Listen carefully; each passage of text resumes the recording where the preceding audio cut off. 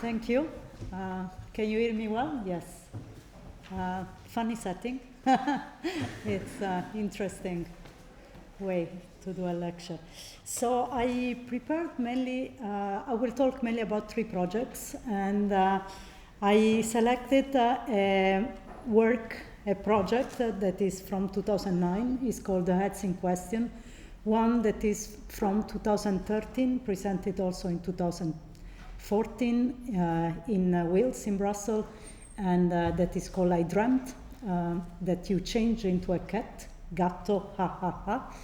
And the third one is The Journey, which is a project that had various exhibition and performances, and the latest has been in 2001 and 2021 and 2022 in both in the Kunstfestival des Arts in Brussels and also in Tunis in Dream City Festival. I chose this project. This is an image that you will see afterwards, and it's also like the cover of this lecture. Somehow I chose this project thinking also about sculpture, about how somehow sculpture is presented in space, and also about performance. It's kind of interesting how when I relook, for example, for preparing a lecture, I relook into the documentation of the work. Somehow it looks very much monumental, and I also think it's a very good starting point. We started with this marble piece, marble block, which is marble, of course, was the material of sculpture for a very long time, for centuries, and also it made me reflect upon the role of sculpture also for artists now, for contemporary artists. So the project I will talk about is, as I said, The Journey. This I Dreamt, that I changed into a cat. This is the second time I installed it. The first one was in the Venice Biennial in 2013. And then this one, luckily, I will not develop it, but I decided to keep this image inside, because you will also understand by having more images that is also the way the sculpture are arranged in space for me is very important. And somehow they always constitute a sort of set. And this will come up later on in the development of this talk. This, the trial, is a very long-term project that I started in 2010 and has been going on as first as a series of installation like this one that was also in Documenta 13 in 2012, but then later on mainly as performances till 2018. And this, the oldest project, is called The Heads in Question, and this is, it looks very sculptural, but actually this is what I call an intervention. And is from 2009. So I will start from this work, and I will go in depth and let you know about the research that is behind, and how I came about the installation, and also what was my reflection on the way the spectator really experienced the work. So the heads in question is basically are these heads, and they are the heads of Benito Mussolini, that was the dictator of Italy, and the King Vittorio Emanuele III. And they were heads that were commissioned from mainly for one particular neighborhood that was called Eur. It was a neighborhood that was being built for the World Expo of 1942, that never happened. So they started to build up the whole neighborhood, starting from one building, which was the building in which the architects were located. It was called the Office Building. And then the neighborhood was unfinished because of the breaking of the Second World War, because of the starting of the Second World War. But basically it was a neighborhood that would be promoting fascist ideologies and fascist culture. And I found that the letters of the commissioner, and also between the exchange also with the artists that realized these heads, this bust, and of course it was like they signed contracts, and they were discussing also what was the representation they had to give of, especially of Mussolini, of course, of the dictator. I basically started to work in the building. That was because I was interested in the fascist architecture. And then at a certain point, the guards of the building realized I was more looking around and asking questions and interested in various, what was basically the symbol of fascism that was still present, and the whole neighborhood was under renovation. So I was interested what they will keep of the fascist ideology and the fascist symbol, and what they will remove or what will be renovated or not. And I think this is a very important topic now, and we have been seeing how the topic of monument has come up again, of course, in relation especially to all the monuments that were built during the colonial regimes, and but of course also during dictatorship and in various countries.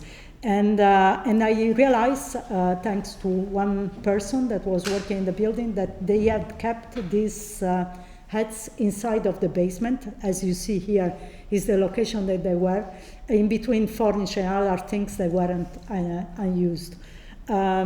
So this is an information I got when I started working in this building for my research in 2006.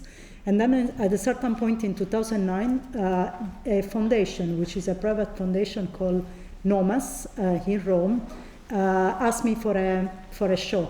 And I made this proposal. I say, I would like to have these heads being taken out of storage, be placed in the exhibition space, be there for a couple of days, and then go back.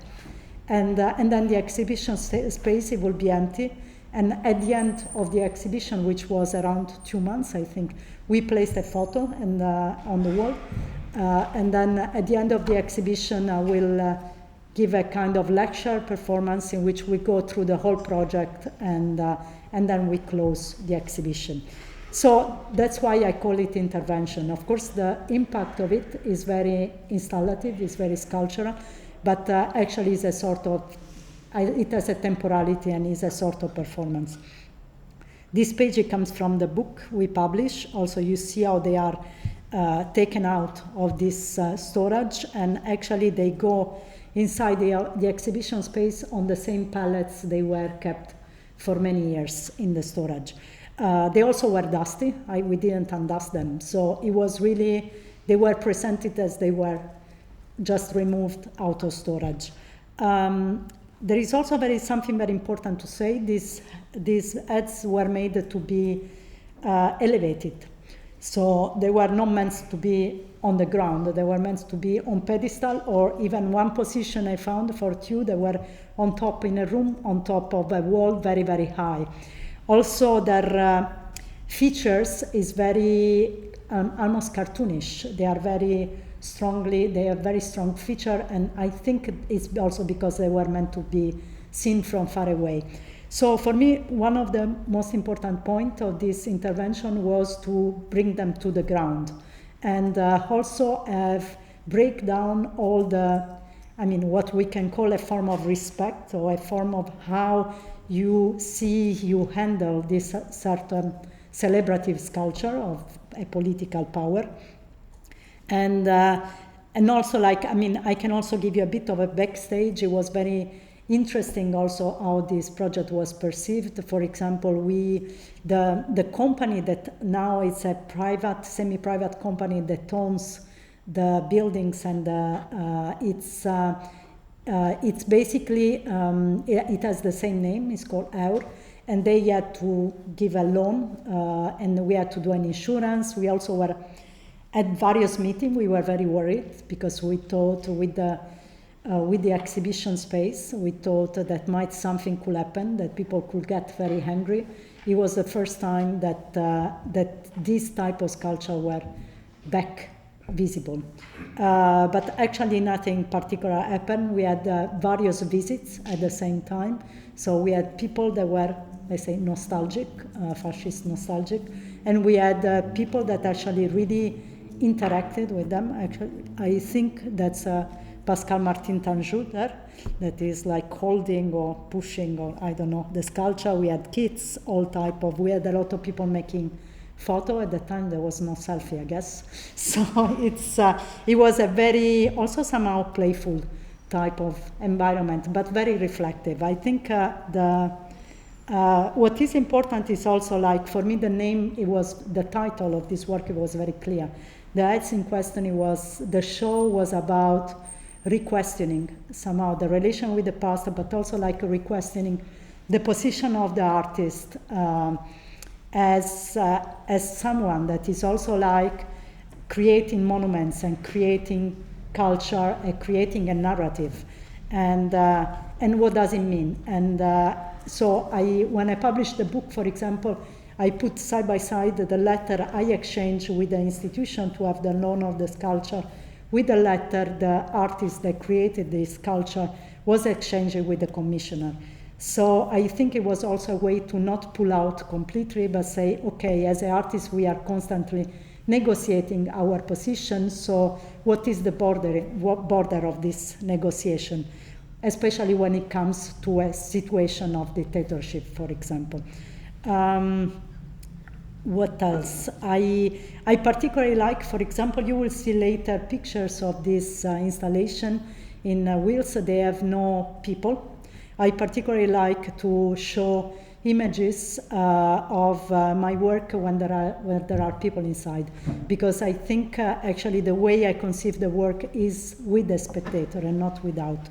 And that's very particular for this lecture, because I started to think, I select the project, started to think that the central part of the work is actually not the pieces that are in the show, but they are how the spectator is circulating around it. So also what you will notice is also like I create a space for the circulation of people. So in such a way that it becomes part of the work and not something that is more like a landscape to look at. Here in 2015, I was asked by a museum in Italy, which is called Museion, to make an exhibition, a solo show, with a series of works that were already produced, and some that I produced specifically for the show. And its museum is located in Bolzano, which is the north of Italy, and it has a very particular history, because it was basically a city occupied by the fascists and basically Italianized. So of course this history is still very present. The city is autonomous. The region is autonomous.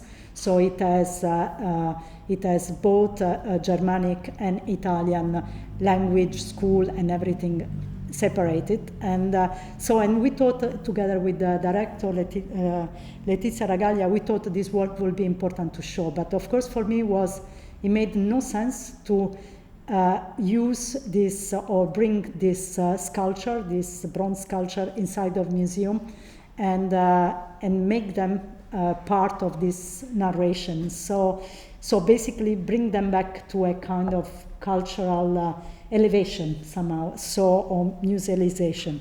So I thought of to make cast, and I thought of the idea of casting as the idea of reproduction somehow. So when you cast a sculpture, sometimes you also cast a sculpture to create a reproduction or create various versions of it, various editions of it. And so what you see here is the production of this cast, and here you see them in the show. This was very interesting because somehow its time was changed, so from 2009 to 2015. Also the political landscape in Italy was changed. There was no doubt, and now we know, since the last election, fascism was not anymore like in the basement, and it was something that was being discussed. Monuments were renovated. There was an obelisk with a big Mussolini text on it being renovated and being brought back to light. And I thought it's interesting how somehow we are rediscussing this history, but in a much more, if you want, pop way, or like it's not anymore back into this black and white format, but is inserted in our contemporary life.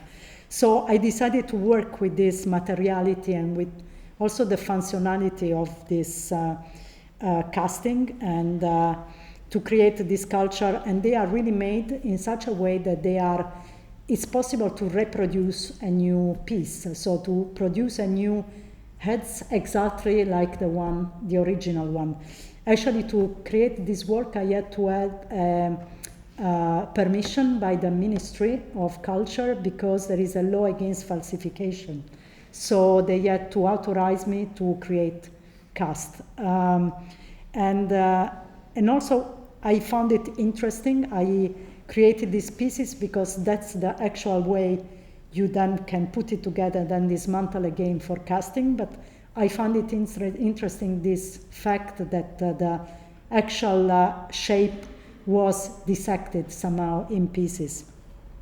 Also, what you see is like that when you back up these concave heads, they actually become three-dimensional again. So there is this kind of game of three-dimensionality and presence within the space. Here you see it better, how this emptiness, it gets back into a sort of three-dimensionality of the sculpture. And this one I received it, I think, like 1 year ago from a historian, that she realized that basically the sculpture didn't go back into the storage, but they went back into the offices. So they are shown, and what they did, they kind of simulate. They put it down as I used it in the show. So somehow they are shown, but not on pedestal. And I don't know what is the situation now. This is in 2016. So I don't know if they have changed the display again, or that's the final way they are going to exhibit this sculpture inside of public offices. So it's a public office. This is a completely different project, and it's to go. This is the second presentation of it, but I will talk about the background. But it's interesting because in a way, I started to think about this project, thinking about bodies and thinking about wanting to make a performance. To go back on it is, it's a project that started, I made this specifically for the Venice Biennial, for what was Palazzo Enciclopedico, that was a Massimiliano Gioni group show in Venice in 2013. I proposed to make a project that was inside of a female prison, which was on the island of Giudecca, so it's just in front of Venice.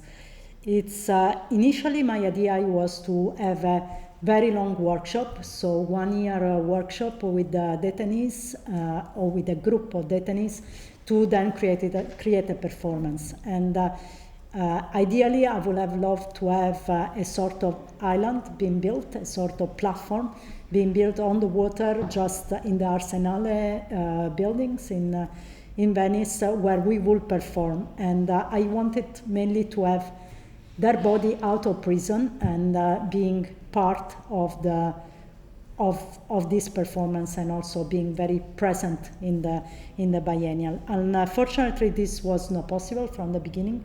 The whole workshop, the core of the workshop was the idea of sharing dreams, night dreams, and that was the workshop that I ran for around 8 months inside of this prison. What you see here is the room in which we met twice a week, and it was also a room that was pretty much used by us. I was bringing pictures, I was bringing things on the wall. You see also, let's say, a floor map of the installation that developed after. So this was already later on in the period in which we were meeting. You see a recorder. So at the end, when I realized it was impossible to have them going out of the prison, because also it was their presence was, of course, it was determined by the rules of the prison, but also like by anything that was changing daily, because things were changing. So even if they would get permission, it could change rapidly to something different. So we decided to mainly like record our meetings, and I started to develop the installation in a different way. What you see here is again the room. This is a photo actually that should not be there, because it was not possible legally to photograph the group, and that's how the whole work came about. So the whole work, it's around the absence of the body. So it's mainly focusing on the voice, on their voice, their dreams, and then you will see basically waste, mainly vegetable waste that was collected in the prison from prison cell and also the kitchen, and created a compost that was the material used for the installation, and then drawings. So there was no presence and not photograph of them or of the room in the installation, but also because legally it was not possible, it was not admitted. So this is the first, I'll go afterwards, anyway, I explain. So this is during these 8 months in which we shared these night dreams, and you have to excuse me, but I don't have the sound with me because the link wasn't working, but I can describe you. So it's, of course, it's like, it was a workshop, so we met twice a week, and we were a small group. Of course, everybody to participate had to go through a bureaucracy and had to be authorized to come. The special condition that I posed was that the room you have seen before, it was not guarded, and there was no camera, so people could be share their thoughts freely. It was very important to me to build the whole narration around these dreams, because somehow the reality was people and bodies that were imprisoned, and somehow the dreams, it gave another perspective, and also like it was very interesting how the narration of dreams really went from their back into their life stories, and it went also into their desire, and it went also in their fears, and of course it was collecting all these different narration, and it gave also a possibility to fictionalize, so, and not only to stick to the reality or even what they were dreaming really. What I did was editing, so creating a montage of 1 hour from all these hundreds of hours of dreams and meeting. And this 1 hour, it had a very specific collection of dreams that were going from, we will meet like in group.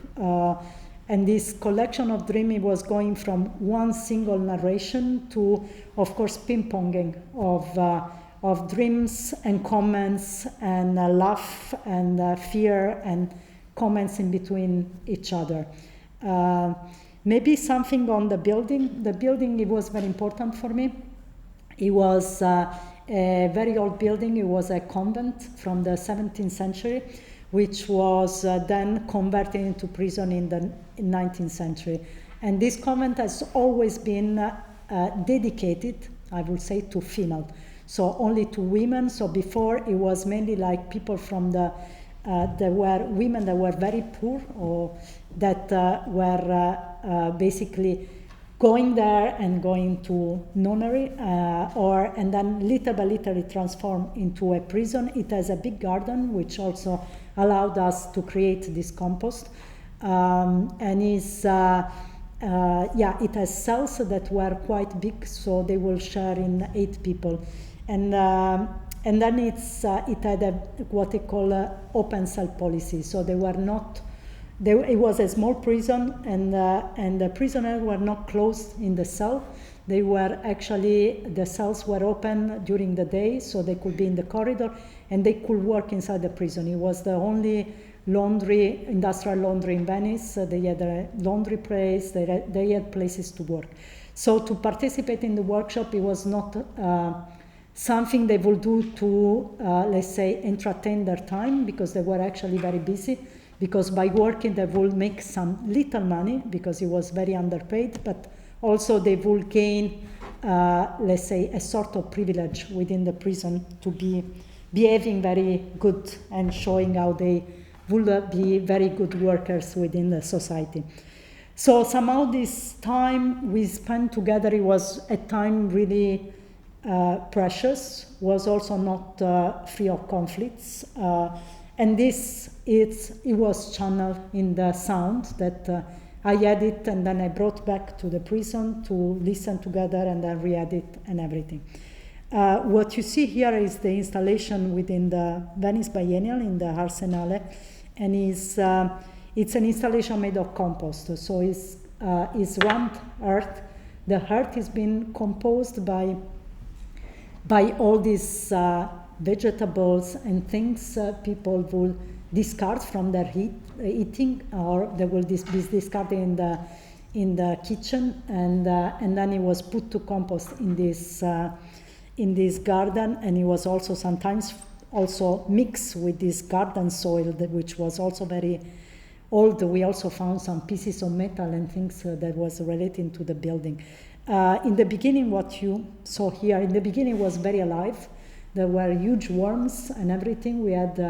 I had to place worms in part of the insurance paper of the Venice Biennial, because otherwise they were freaking out that it's, and the conservatory was giving me a report every day, because the work was changing every day, because of course from being a wet, smelly, full of worms construction, it became very dry and it started to fall apart. So for me, this kind of temporality of the work was very important, because it represented the time we were spending together, and considering also that the first exhibition, it was in Venice, and then they were in Venice, they were in prison, and this was outside. And this one was something they really realized, they really knew, and also like they were collecting this vegetable and throwing things like almost as a sort of messaging, really communicating on them. Each cell had a bin that was dedicated to this. So there was also control on what was possible to compost and what would slow down the compost, because we didn't have so much time. So there was somebody that was really studying and understanding how to create this compost in the best ways possible. The shape of it is actually comes from dreams. So it was something we created in this dream workshop, and it has something that is resemble some sort of architecture. It could be also in relation to the cells, and has been made with molds, casted molds in which we pressed this sand inside. Here you see how it changed, and another component, of course, there was a sound. The first time I presented this one in the Venice Biennial, I decided that the sound will be only once in a day. So it will be 1 hour. It was I think at 4 in the afternoon. And because I wanted that it was a sort of an appointment. So it was not something that was going all the time. But people have to catch it as you catch dreams somehow. And but also, like, I was still in my mind thinking about this idea of the performance. So even if they will not be there, you know, the sound was there for that moment, and that's it, and then it will go away. So there was this idea of presence that is like, is not of somebody always available, but is somebody that is there at that moment. And here you see how it changes, and how it kind of, it dries out. There are no worms anymore. There were some spiders, and he also cracks, and is somehow it becomes a sort of archaeology of itself. So I really wished for this work to be spread around, like to be like made into powder and be spread around, but that didn't happen.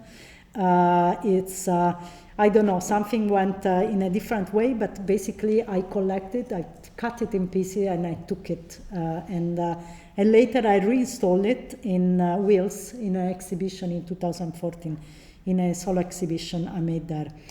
it's interesting because for me it's a bit like having a documentation, having a photograph of a performance.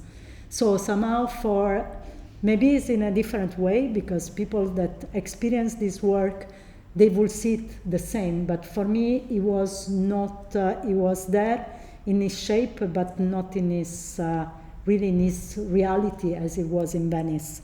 So it's somehow a sort of documentation of it, or almost when you remake a performance from someone else, so you remake it with a different person that is not maybe the artist. So, but here there are other elements I decided to bring in. You see the sound again, and how it dry out, and it became much more drier because it started as a sort of dead sand, so it didn't have that vital aspect as it was in Venice. And these are some of the elements that I brought in because at this time that I was so removed from the location in which we were actually dreaming, I consider the exhibition as a sort of moment to bring together some of the elements we created, but also that could represent this group. So if the group could not be there and their presence could not be there, I thought, okay, then I selected and I brought some of the sketches that I made personally when I was, maybe also someone else made, because that's not my handwriting, for example, how we were sitting around tables, because also sometimes the people were changing, because also the group was changing, and sometimes also it was a way to see how they were connecting between each other, who was always sitting together. But it's not a very scientific thing. It was never made like every day or in a very specific. It was mainly something like that was happening. Also here you see Arnisa of wool. Actually is Ovul Dormusoglu and Arnisa Seko. They are two curators. At a certain point I started to invite external people as a sort of testimony of the workshop, and also they will come with dreams and they will come with a presentation. So it was also a way to bring somehow the outside inside. And here you see a series of portraits, and these are made by one of the detainees, Roberta Baseggio, and somehow it was again a way to represent these bodies that were not there in presence, and to represent these people that were meeting at that moment in this room. I discovered that Roberta was very, she really liked many things that were related to art. So she will play piano, and she wanted to draw, but she was not allowed somehow. She was not given material. And at a certain point, we requested to have papers and have things. And also she became somehow the person that will make drawings in the prison. So also she made some money with it, or she made favors, exchange favors. And she made all this drawing for us. So I think there were 12 drawings of the various people. Yeah, there are only a few, but they are in total 12. And yes, and it was the first time I showed them in the exhibition. At a certain point, I did manage to have, but in a very scattered way, to have some of the participants coming to see their work in the Venice Biennial. So we did this tour of Venice. Here they are in the exhibition space. Here I documented with my 8mm. It was kind of randomly filmed. It never became a film. It's just part of my archive and documentation. So it never went back into the work in part of the installation. But somehow for me it was a very important moment. It wasn't during the opening, it was during a normal day in the Venice Biennial. And also like we spent time, we saw the biennial, etc. And this was also a very important moment, and somehow it was also important for me to think about how to document something, or what it can be within a project like this, what it can become art and what not, or in which way. And if I should document everything I do or not, and what in this documentation actually will be part of this installation, maybe also in the future. And this is one of the women that participated in their way in the workshop, Luciana. And at a certain point, because when we requested for them to go out of the prison, we requested for everybody, but every case had its own time of the judge to decide if it was possible or not. So at the end, she was allowed to go out in September. The other one were in June, I think. So she was alone, and this was the first time she left the prison after 30 years. So it was really also a big responsibility to take her out of the prison in this way and to go and see a biennial. So somehow I was thinking, what do I do? I also want to, do I document or not, or is that too strong also on her? And so I asked for a friend that actually was with us and did the editing and was somehow part of the group and knew everything, and to come and film, take some picture film. So that's what happened, and I also was partially sometimes taking picture of film, but at a certain point I was so uncomfortable with this position that I dropped this camera. We didn't film anymore, we didn't photograph, but I was constantly carrying this equipment with me, with the tripod and everything. And there was a moment in which Luciana took my equipment, and because she also thought that's heavy, and then I made this iPhone picture. And then when I look at it, I thought that's the best moment of this day, and I actually inserted this picture in the show. What I thought it was very important, it was like this flipped moment in which she's carrying the tripod, she's having this tripod, and also like there is this exchange of look in between us, and it's actually very informal. It just documents this moment and actually nothing else. It doesn't document her being out, being in the biennial, or doing something in particular, but really just the relation. So, and then you see here the picture inside of the show.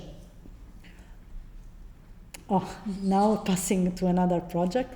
But yeah, so just as a sort of reflection, this is probably one of the projects I have loved the most, probably.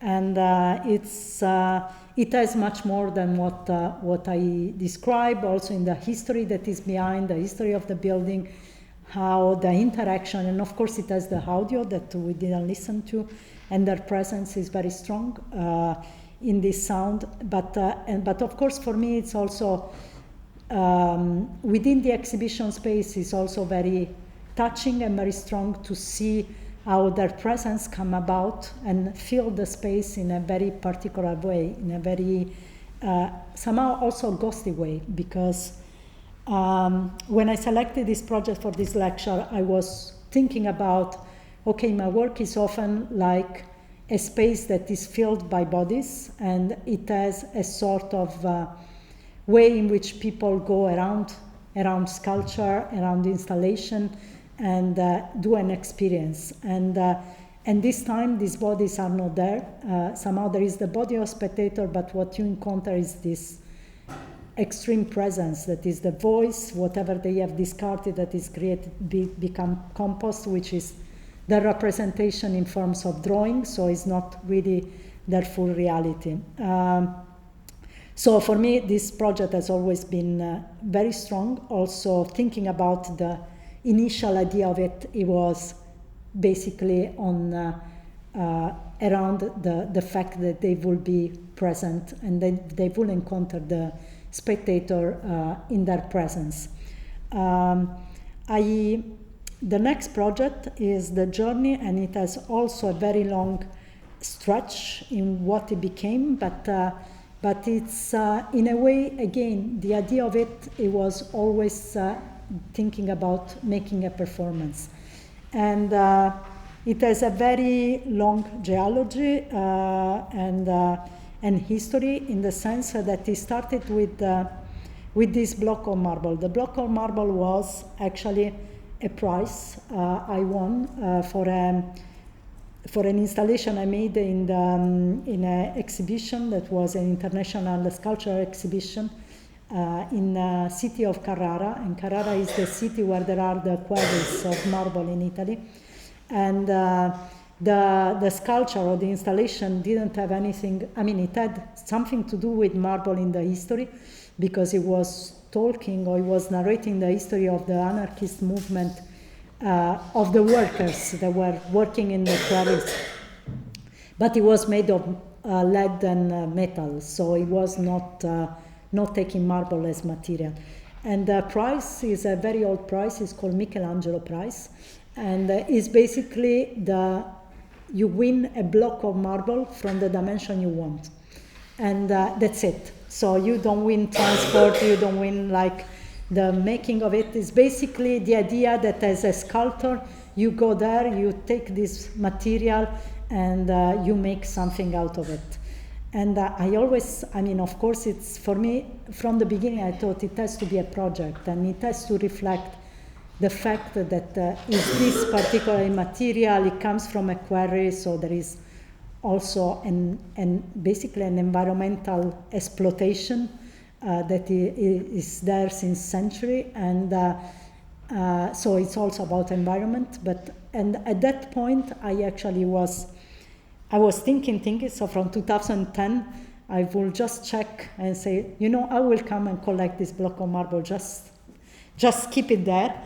And actually at a certain point, for example, here in 2011, I was very interested in the sea, and thinking of the sea as a sort of public space. And I was like mainly traveling by ship or by boats in that area of the central Mediterranean Sea. And this is the moment, this is a map, I call it migrant map, is a photograph I made from a map, a map seized by the police. And what you see is a representation of that area. There is the coastline where SFX as Fax in Tunisia. There are the Kerkena Highlands. The bottom is the Libya. These towers in the middle, that's an oil platform. And on the top, you see the highland of Lampedusa. So it kind of goes starting from Libya to arrive in Lampedusa. And somehow it's in this period I started to think, this is 2011, I started to think of this block of marble and the fact that I would make it travel by sea and being dropped into the water.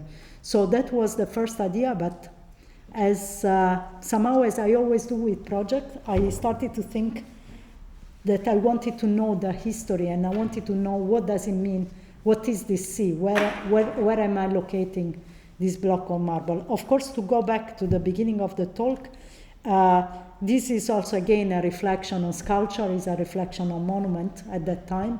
It was the time of, around the time in which I created the intervention with the heads. It was the time in which I created those sculptures that you saw in the beginning, the trial. So I was very concerned on the idea of sculpture, of the idea of monument, representation also of history, and how does that work within the narration that we are creating as artists. And so I started to work on a series of maps. This is a show in 2016 in the Fanabe Museum in Eindhoven. This show was for me a sort of script of the performance, and it was a series of maps that were investigating, let's say, from the legal structure that was a place, so can I actually travel with a block of marble and just drop it in the middle of the sea, till, what happens when I drop it? What do I have considered that is under the sea? Or which kind of or military operation at that moment, which boats am I going to encounter? So, and then I started to make these blueprints and other series of maps. For example, this one, it has a series of relics. Actually, if you if you start to investigate that, the bottom of the sea is full of relics. But the ones that are really mapped and really know what is the history of it are much less than the ones that are just point out. So, for example, here you see they are mainly from the Second World War, and they are full. They are huge, 5 tons submarine. They are full of things. They are full of bombs. Some of them. They are really like, relics that lay there underwater. This is a map, for example, in which I started to look into cables. This Green Stream pipeline that connects Italy and Libya, and has been lately very much on the news because of the energy crisis, and where do we get our gas and our energy. And but also at that time it was I started to collect from the Coast Guard all the requests of boats in distress, mainly of migrants that wanted to cross the sea, and they are also being put there in the map, and they create a sort of constellation. This is a map a charts that where I put down what were the military operation at that time, and there are also what are defined as our borders. For example, the borders that go around. Basically close to the land, you see the circle, that's Malta, and then there is the highlands of Italy, but also there is Mare Sicura at that time, but also there are very weird kind of more unknown European operation called, for example, Brandis, Carlo, Davide, and Etienne, France, etc. And this is another map of oil and gas licenses, and also you see the representation is only is basically only sea. There is no land here, and there are all how the sea is divided by various companies that are basically researching or already exploiting the resources of gas and oil in the Mediterranean Sea. So. There are again companies we know like Petrobras, Gazprom, Eni, Total, but others that maybe are combined between governmental and private companies that have names that probably are less famous. So, as I said, this was a sort of script, and basically from that, what I will talk about is like 2 performances. So this is a performance in 2021, and is actually happened to see. By that time, I kind of developed it in some way, which was, of course, there was the travel of this block of marble, and the idea that it will go to the water in a particular point, but basically I developed the route that was a 3 days route along the sea, following some of the information I collected. So the ship will not go A to B, but it was navigating. Maybe I'll show you, so it's easier. So what you see is actually how the normal living and recording on sea, but how we were navigating. It was more following what was interest, that was this idea of the sea as not something like a surface you navigate, but something that has a history and has things under, and has been also signed by, as we saw before, borders and lines.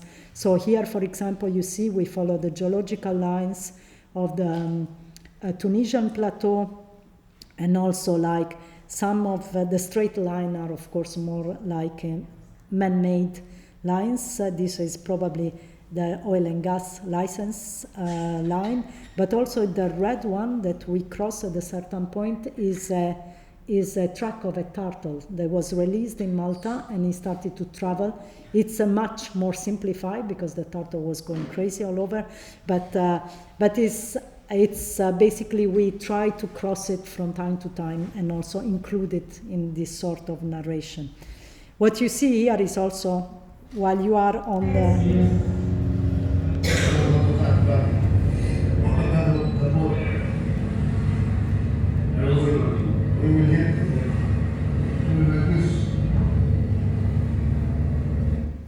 what you see is, of course, like the design route. It was implemented in the GPS, so we will follow it. But then, of course, he's saying there is this ship in front of us. If I turn this straight line, they are going to say, what the fuck is happening? You know, it's getting crazy. And we are going to hit each other. So we had to change. So that happens as well. So some of what was the lines that we were following were not possible. And then at a certain point, here you see the turtle that was tracked and released. And now the turtle was basically going from Malta into the Gulf of Gabes in Tunisia. And then at a certain point, actually exactly where the turtle crossed the line of Frontex, the weather changed, and as soon as we entered the Libyan Sea, we got a very strong Scirocco wind, and we had to completely change our route and navigate along the wave, and so it's basically we change also the position in which we drop the block of marble. Our satellite phone didn't work anymore, so we were also disconnected. And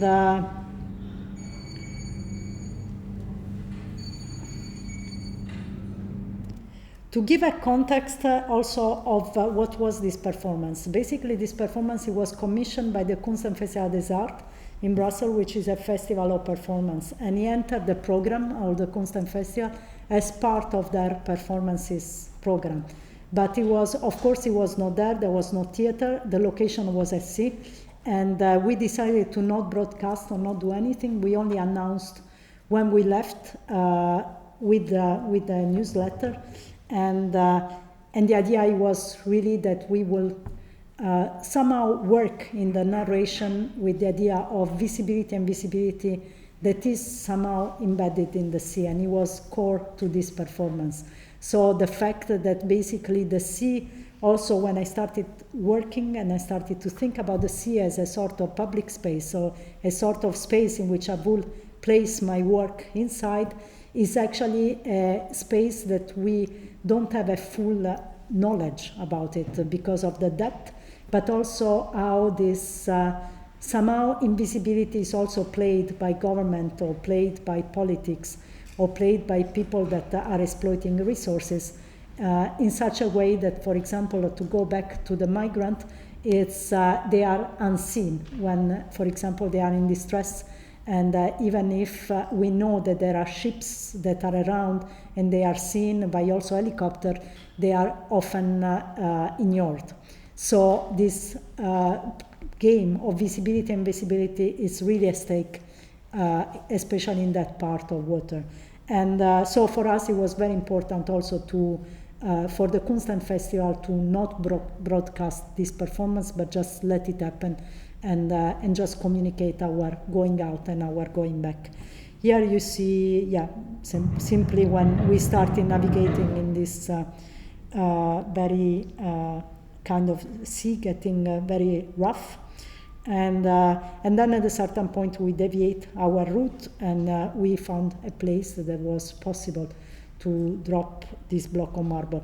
The operation was very mechanical, if you call it.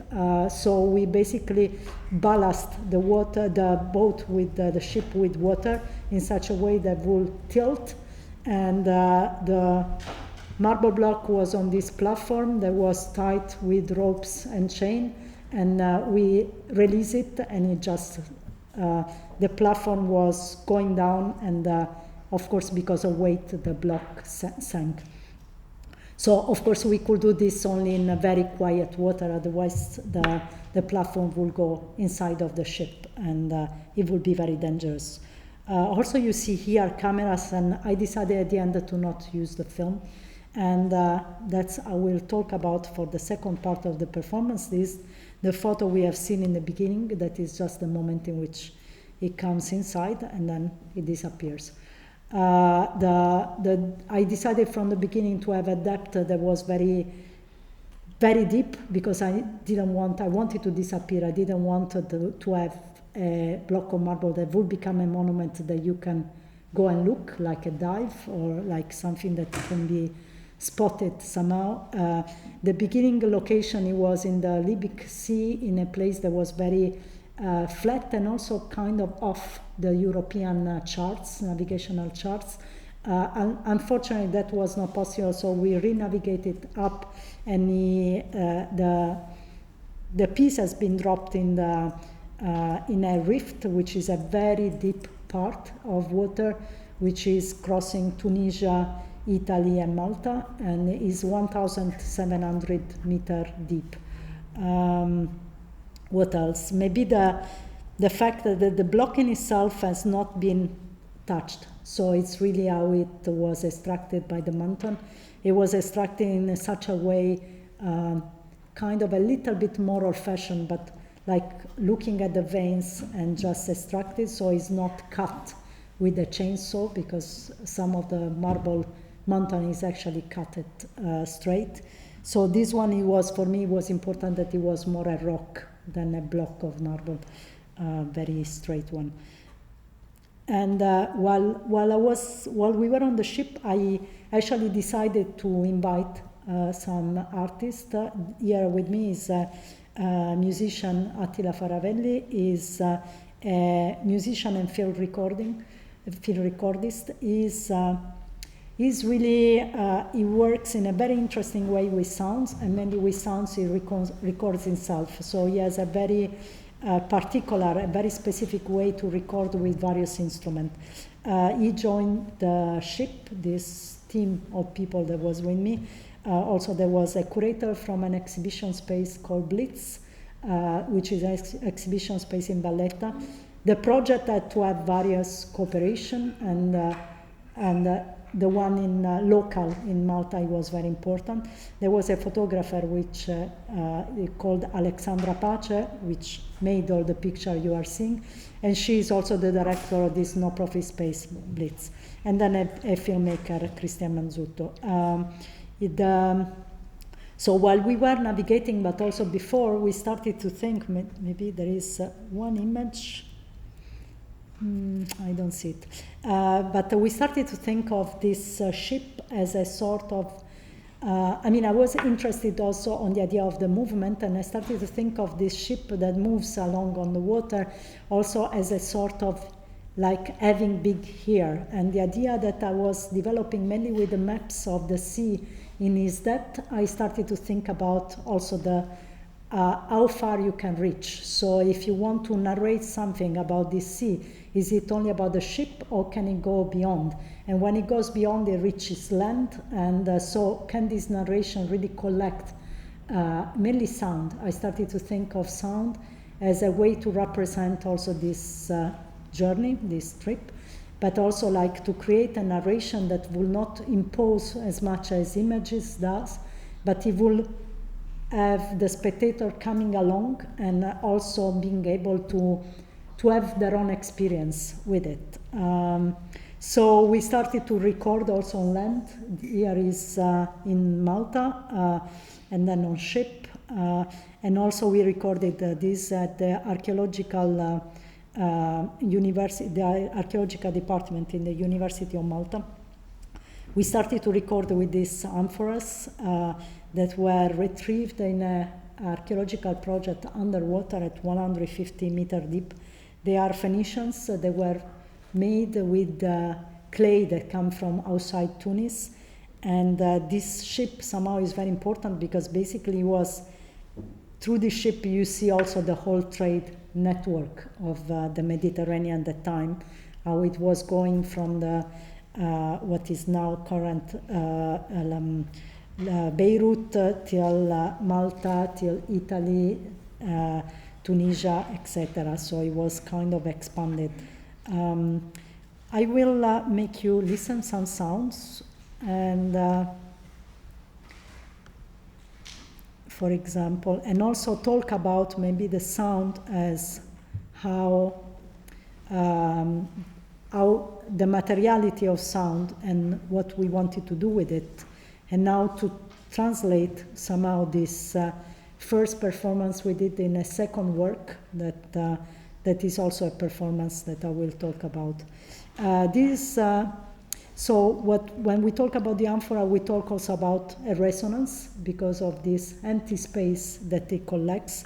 And we also worked around these amphoras to collect sound, mainly thinking about the surface. And as you see, the surface is basically full of this marine incrustation.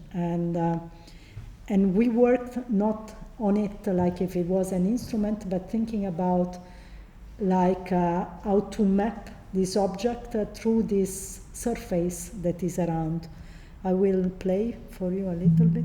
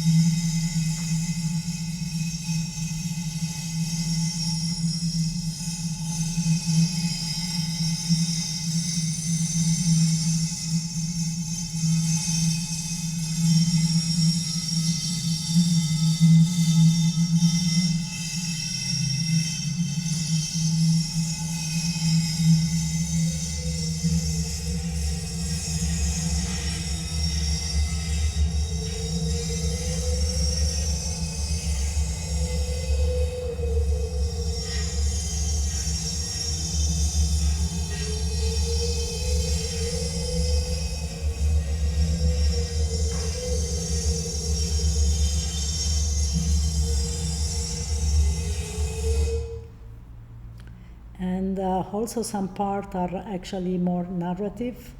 And this, for example, interview with the archaeologist that was running this project. And but when also we inserted some narrative part, we started to think how to record it in such a way that is not a simple documentary interview and can really give back this materiality of the experience being there with this person or his environment, etc. So, for example, this Timmy Gambin, and I will make you hear it, and then I will explain you how it's been recorded. Most of the ceramic objects on board were made specifically to carry something, generally liquid, either wine or olive oil.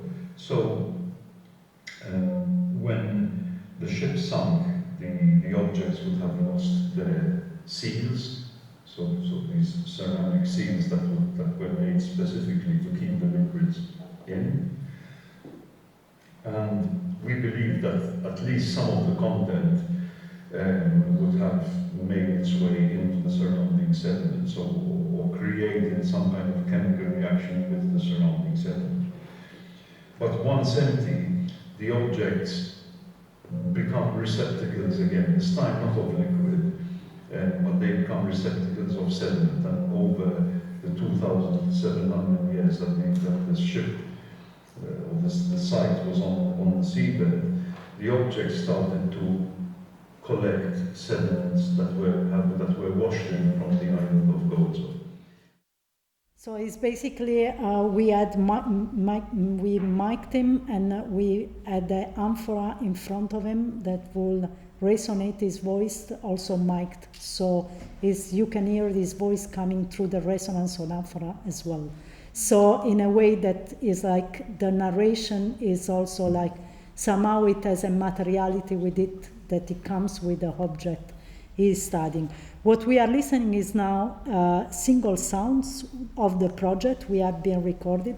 And then these sounds, for example, this is another interview that he was an activist in Tunisia, in Gebes, over the discharge of basically industrial discharge in the sea in completely disastrous situation at that place in Gebes. All these sounds actually they are collected in a website which is more like a sonic diary. I will let you hear something else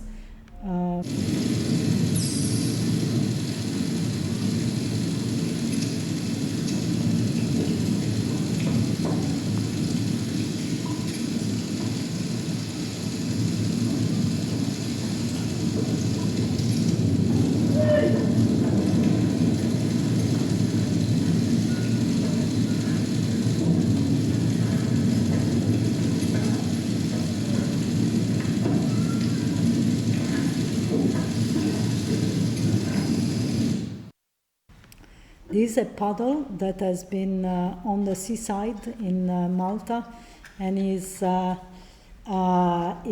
basically what is interesting is recorded with the hydrophone, but in a very shallow paddle.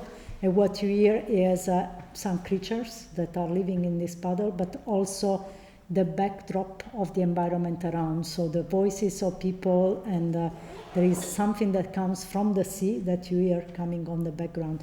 So it's also, I mean, in this Attila Faravelli very specifically describe how he uses certain instruments. For example, this is recorded with a old machine called Nagra.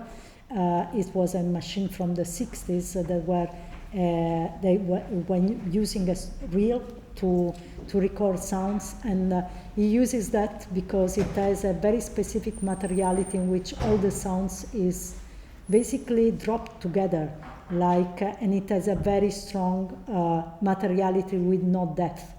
So if we are used to to somehow the spatialization of the digital sounds, that one is like putting everything together and compress it. So there are all these kind of ways we have been recording, and also thinking about, for example, something that you see here is like this pollution being discharged at sea.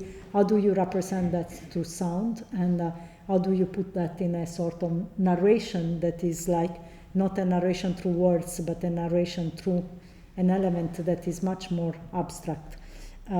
This is a place in Zarzis. Is actually is a cemetery that was created by a fisherman called Shamseddin Marzouk, and he in 2004, because what he narrates actually in the piece, in the installation piece, it's there is a particular current in that part of Tunisia, which is the last part of Tunisia close to Libya, in which everything that drops at sea from there up till Lampedusa, it basically circles and it ends up in their water.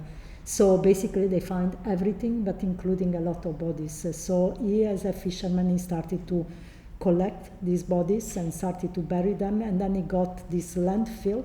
It's actually, basically a garbage place. He cleaned it up as much as he could, and then he started to bury people there. So this is actually a cemetery that he created, and when we arrived there is a sort of desert landfill. Also the municipality, for some kind of disagreement, fenced the whole place, and he is not allowed to go there anymore. So we were interviewing him outside, and also the sound of his interview, it has this very particular sound of, Attila will describe, of the gate that is banging, and that's for us was very important element to record as well, that is part of this sort of narration. So how do you come with all this sound? We kind of started to think again, going back to the beginning of this talk. I just didn't want to bring back a documentation of this trip, but I wanted to have a full, I will not say full experience, but I wanted to have the spectator going along with it. So what I realized, it was a sound performance. This one was represented exactly one year after the first trip at sea, in the Kunstfestival des Arts again. So it was kind of planned. There had to be 2 editions, and it's in the location of Beaux-Arts, and is what I chose. It was a room of Beaux-Arts which is unrenovated. It's on the second floor. So after you go through a beautiful place with a chandelier, you enter in this room. It was the room of the archives, and you still see the incredible feature of the Art Nouveau windows, but the room is is unrenovated. I don't have much other photos. So you see the columns, you see the wall are broken up, and it will not have really particular scenography. What we will have it was the Nagra, because in the performance there was a part in which Attila will play. The reels we recorded through the same machine, but basically it was a installation, sort of immersive installation of 8 speakers, so 8 channels, composition of 1 hour, which was partially twice interrupted by intervention. And the intervention were by artists I invited. One was Attila to play some of the reel, but then there were other artists that were invited to create works for this particular composition. Part of, let's say, what is a scenography was these amphoras. They were also coming from the sea.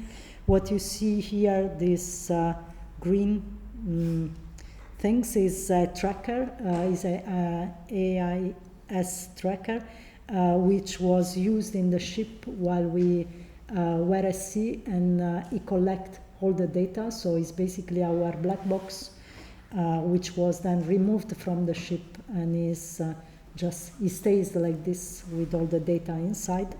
And there are some other tools. There is a mobile phone which I use also during the performance. So there are not only reels and all technology, we also have used some of the sound through the mobile phone and also record. I think what also is very particular is I set up both performances, also the other one I did in Tunis, at exactly at sunset. So when you enter, you see the space, and then after a while there is no light and you get into the darkness. And that was a way also to enter more into the sound and be able to experience. And what I particularly liked, and I think it was really working within the project, it was the fact that people inhabited the space. They were laying, they were staying there, maybe some was even sleeping, and even when there were intervention which were live and in presence, actually this dimension of just being there in a listening condition, or in a listening position, it was very strong. So some people were maybe experiencing a sort of visual part, but actually the majority were just listening and being present in this space. Here you see again some part of the performance. A very nice detail. I didn't want to cover these windows, but I also wanted it dark, so I asked the police to turn off the lights from the street. So it was, we could be in the dark, but in a very particular way somehow, and you will still see the cars moving on the lights of the car moving inside. Maybe I'll make you listen a little piece of its composition. This is from the first part.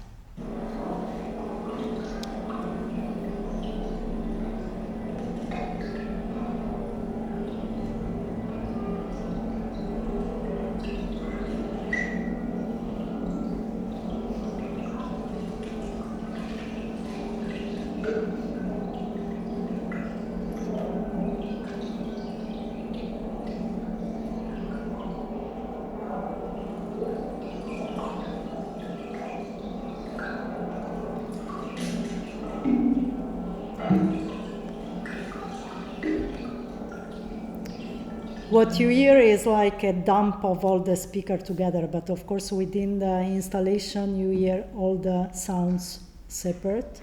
And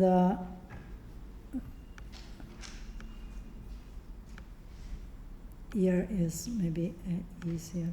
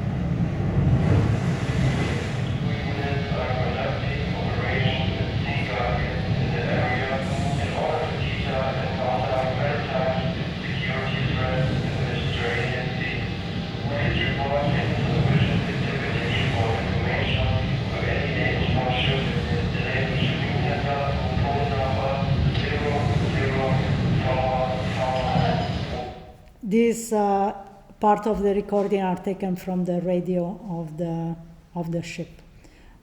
So that's what you hear the talking is coming from. And this part with the amphoras, and here you see another representation of it. This picture has been taken in reversal, so there are not so many people, but is in Tunis and is on kind of a courtyard of a building. So again, we worked on the sunset and the changing light, but in that case it was somehow outside, in an outside area.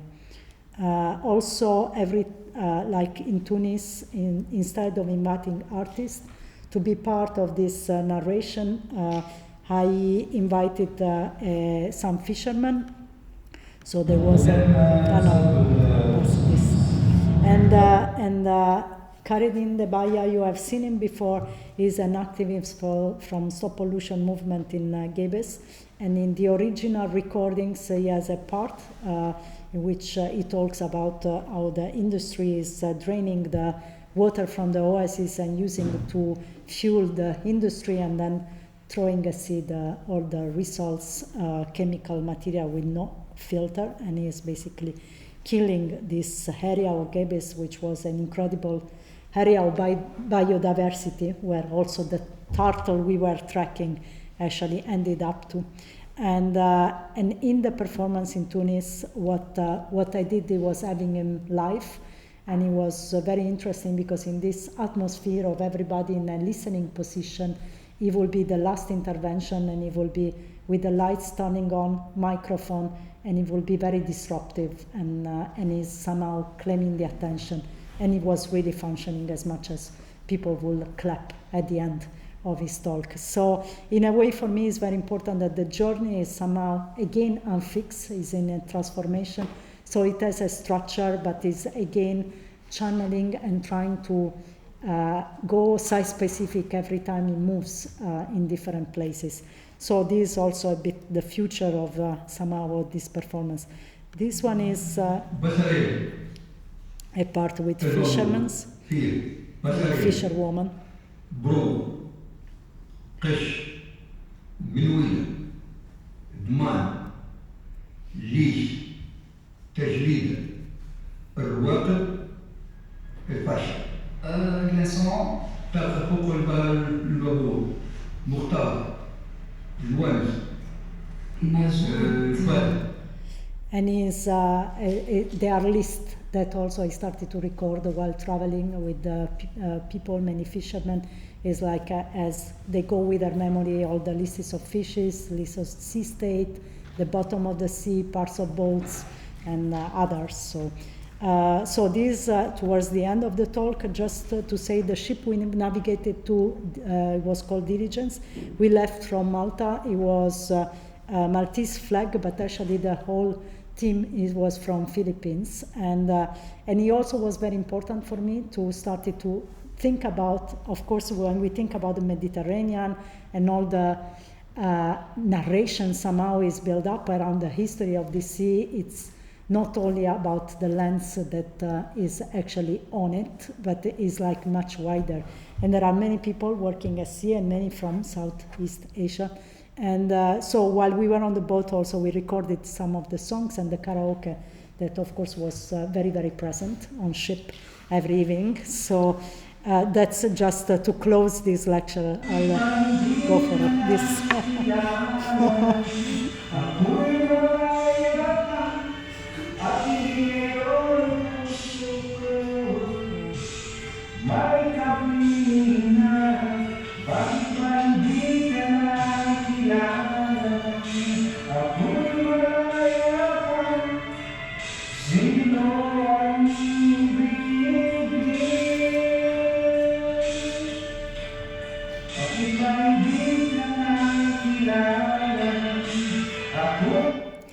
And also it's a very long list of credits, but I think it's also important to, I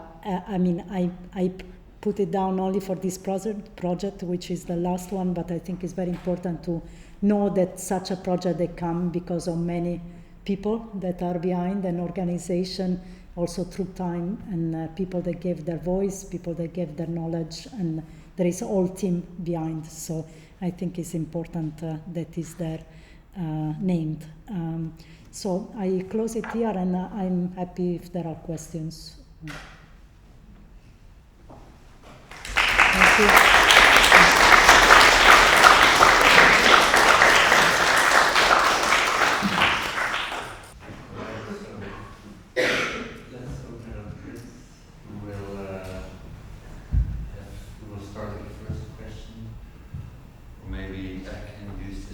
For my question.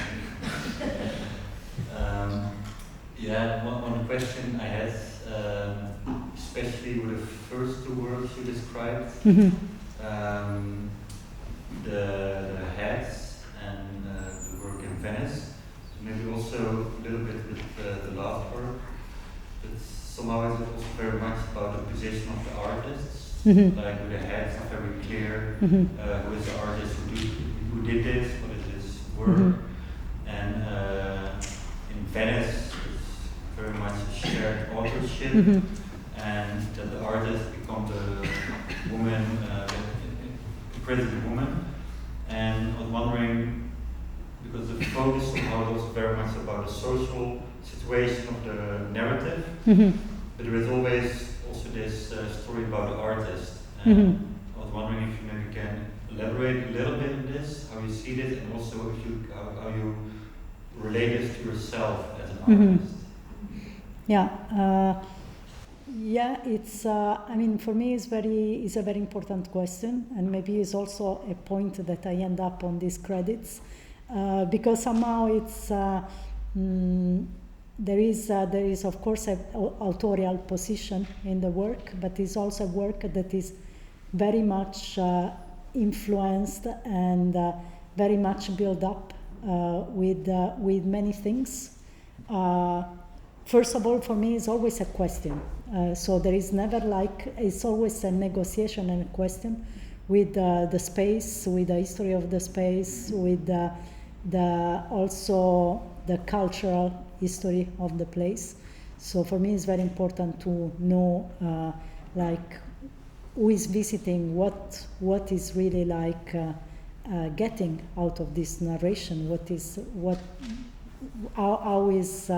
how is this narration coming along, and then in the building up of the work, I always let's say question constantly the shape of it and what is the final result, and I often invite other people to contribute.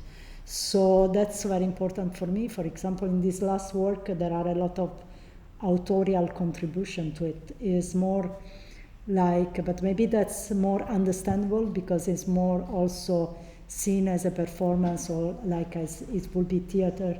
So I'm directing something, but of course every contribution has a certain impact in the work, like the music, the editing of the music, but especially, I didn't talk about it, but in Beaux-Arts I had artists writing. I commissioned really work to be inside of the work.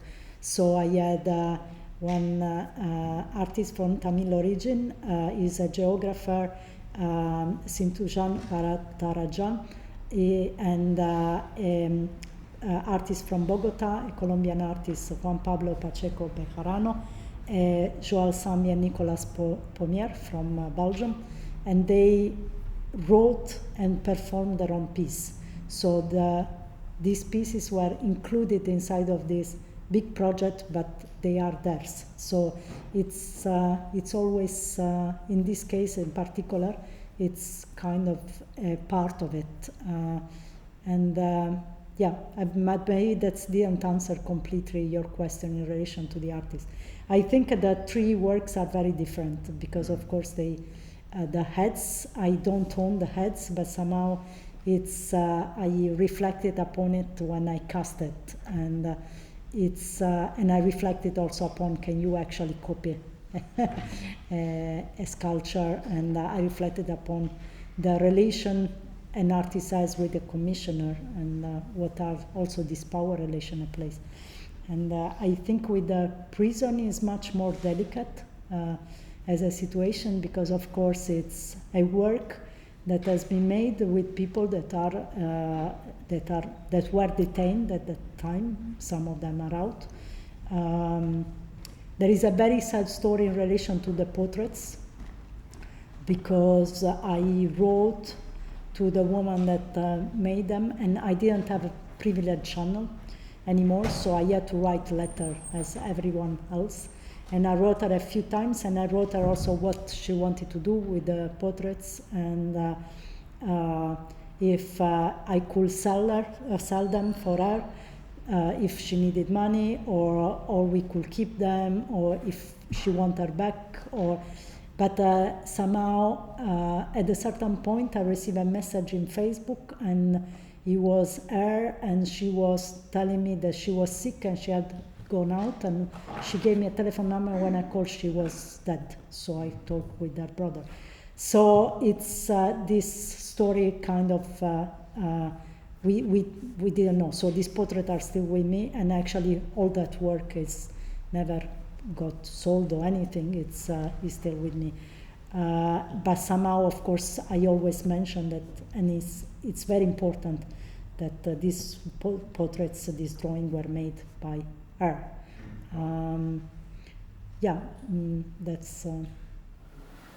Maybe what I mean is how you, because in the work of the sculptors, you are very clear, you are not judging these works. You create a space to re-question them and to reflect on them, and maybe also a way of re-questioning or reflecting on the artists that made these sculptures. Yeah. I'm not saying you're a fascist artist. Yeah. It's just putting these things out, and then in the work in Venice, people who are out of society, who are judged by society, they become the artists. So you take them in again by being an artist. So for me, maybe it's more wondering how you see the role of an artist, the position of an artist. In these cases, especially since also you are an artist, like what do you think is maybe responsibility is a bit too of a big question, like what's the responsibility of an artist? But for me it's very interesting that it's very much about what's an artist, or you're also an artist. I think it's very good point. For me it's like to create space. I think it's like somehow, because art is not so defined, it really has the possibility to touch upon not only topics, but also, like, for example, collaboration with institutions that will not have collaborated, or like somehow is not as defined as, for example, a documentary maker that will make a documentary on the Mediterranean Sea, or a journalist, so it creates a space in which also people feel more comfortable to talk, or feel more comfortable to share things, or they don't feel judged, or it's, and I think it's very precious. It's a very precious space, and maybe this space then, besides the production time, is also extended to the exhibition. So the exhibition, for example, with the heads, it can be a place in which you can actually discuss certain things that maybe in society will be too harsh, or too difficult, because you have to take a political position, or you have to, so in a way you do it in a liminal space, and somehow the art can be this liminal space. And I think as artists it's the same. So for me it's very important to create openings and not close them. So to really see what are the possibilities in relation to, also to create a different narration. And I think in that sense, for example, the dreams are very important, because somehow for me it was important to create a narration, for example, about a prison, but through the dreams. So you can also, let's say, lie, but you are still narrating something that is about fear, about imprisonment, or about your escape of it through other type of dreams. So somehow it's not really that bare reality, but it talks about it in a different way. Be a change picture. Because it's also very emotional, no? Like at certain points, like how do you, like you can imagine also as an artist, maybe it's interesting to see how do you deal with it. Like you have these female prisoners, because then you come to this idea of like what are emotions, how to deal with it as an artist. Like also this moment with these Philippines, you know, they're playing this karaoke. It is so emotional.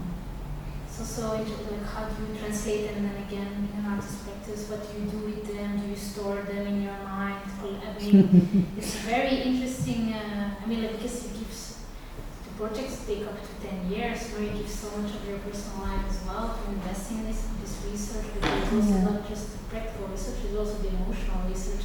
As you said, you know, you put the space, but it's not a journalistic space, it's not a documentary, but like a space where you can see certain problems in different perspectives, but also it brings up so much emotions, like so much. Yeah, I think so. But it's also, I think it's sort of, I would say shared. It's kind of a shared space at that time, at that moment. Of course, it cannot be extended forever, but there is a moment in which there is this space being created, and is beautiful, and it's. I think it's very important to. I mean, it's not a matter of translation into the art, but somehow include a part of it. So, I also think that it's what I think is for me is very important, that I go through research, and maybe the research is very dry. Actually, when I really do historical research in this project, there is not really much. But in other projects, there is a lot of historical research or research on locations, the maps. But then it's like, I always like at a certain point to flip them and see, okay, you can see this map and maps, but then when actually you go and see, you see the sea, you know? It's very different type of experience, and how do you tell that? So I think it's important, this other side. It's for me very precious and very important also to bring it to the spectator. Otherwise, it will be, the work also will be much more dry at the end. Yeah.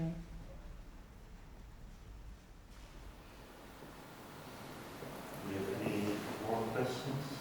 Yeah, during the talk, you also used the words intervention, but also performance. And I was wondering, for you, is there a difference between intervention or performance? Because also in the titles you use performance, and also an intervention in a performance. And I was wondering what the difference between. Yeah, good point. I think the first I called intervention in 2009 with the moving of the heads, and somehow for me it was not a performance. It was like something else. It was almost a sort of temporary ready-made, so it's. I use performance in this case. Actually, I don't use it so much, but I use it when there is a time and it's public and is, you know, and people know it starts and it ends, and there is a program with it. So that's somehow a kind of definition of the performance. And when I say public, is of course when we were at sea, we were not broadcasted, but it was public that we were going and doing this. So that's for me was a performance. So the intervention is because within the framework, I also wonder how to call it, because sometimes I also say the performance of Attila Faravelli within the journey. So I use also performance for that. I don't. Here, while I was doing the capture, I decided to use intervention to make clear that somehow there is this big trip you are having, this sound work, and in it there are some things that are more live, and these are intervention by this artist. So it's and also the format of having this intervention inside of the performance. It's for me is part of this idea of the navigation, really. So it's is a bit also to go back to Isabel. Is like while you are navigating into this and making sense of it, is like you encounter other people, you know. And it was a bit the idea of this intervention inside. Is like something that enters and go out, and then you continue. You know, it's a bit of a. like the sound also in the second piece you showed? Is that Yeah. an intervention then also? Uh, Was that 1 hour or 1 day? Or like the sound in the I dreamt.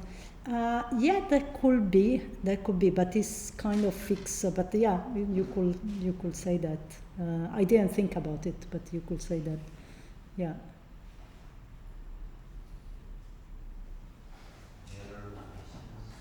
The one thing I wanted to ask you is, so I noticed that in your works, this one that you show us, so you started from an idea, but in the end, like time-wise and everything, so many other factors. Yeah. I wouldn't say change it, but then you brought it forward to other things. So do you feel that? So do you feel sometimes that a work is finished? So there is a moment that you will not go back touching that work anymore. So there is a moment that you say, okay, over. I don't. Yeah. I think it happens more with the physical work. So of course it's like physical work, like the ones, for example, with the compost.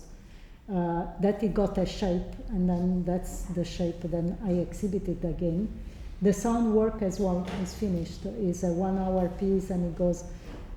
With the performance, I change it sometimes. In the beginning, I wanted to show another work, the trial in which the performance is somehow fixed because the sound work is fixed, but the people that perform it, every time I change city, I change people. So it changes somehow the narration in it. And I think with the journey, it's, of course, I'm still in it, and I like this idea to make it so specific in various cities, but at a certain point, it will have a format. So now it has a structure, and the structure is 1 hour 8-channel composition, which I break in between with the other interventions, but also like I overlap sometimes with things on top, like more smaller tools or the telephone sounds or other things. So it has a fix, which then it gets broken and changed.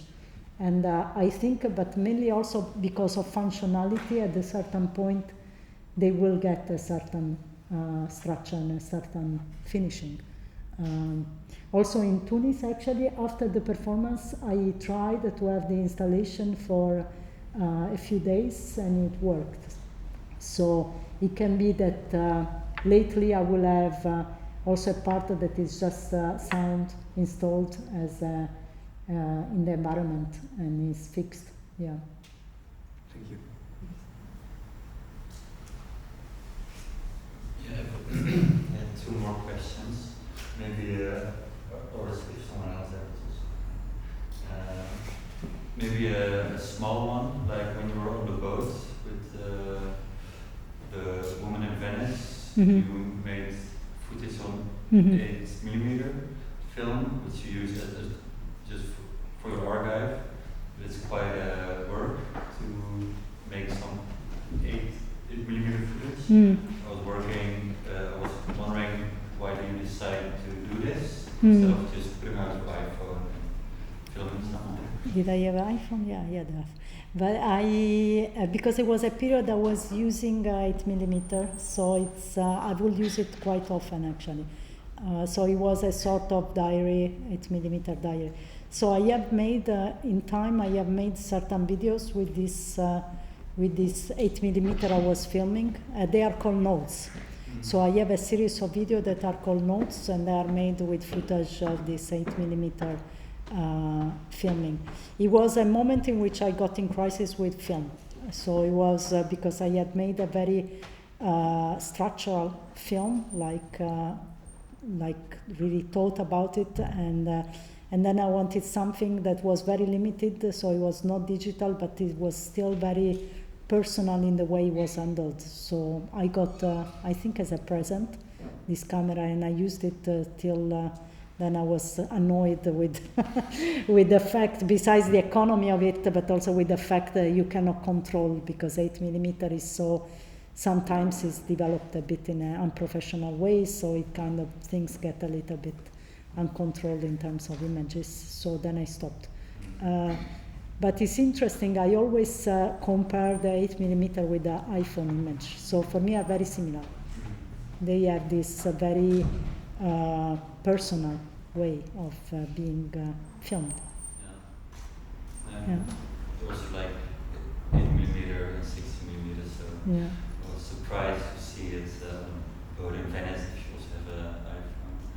And another thing I was wondering, like all the works you show and also works I saw like other projects of yours, all the time very site specific, digging in history, and even if you present the work, the same work in another place, like what you showed now, the one in Venice and then in Wheels, you also change more or less the narrative, or in Tunis and in Festival des Arts. So I was wondering, like, if you would have a big retrospective, how would you do this?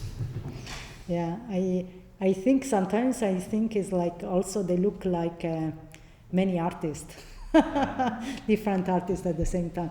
It's yeah, I have other type of works as well that are maybe more smaller and concentrated. So I like, of course, to talk about this because they are more. I can give more an insight of also on the methodology of work. But there are also other work that, for example, they start from material and they are much more sculptural, or kind of they don't have this development in time. But Wheels was a sort of, I will not say retrospective, but he put together a few works and it created completely different narrations. So I think it's, for me, it's also interesting that and even when doing this lecture, I maybe underline certain aspect of the work instead of others. So I think when you put all the works in a line somehow, in a different narration, they influence each other. So you will see them through the other one. And I think that's interesting because you have like a work through narration. The moment hasn't arrived yet that you have. Not yet. Yeah. Do we have any more questions? Shall we leave it here? All right. Rossella, thank you very much. Thank you. And, Thanks. for having here. Yeah. Thank you.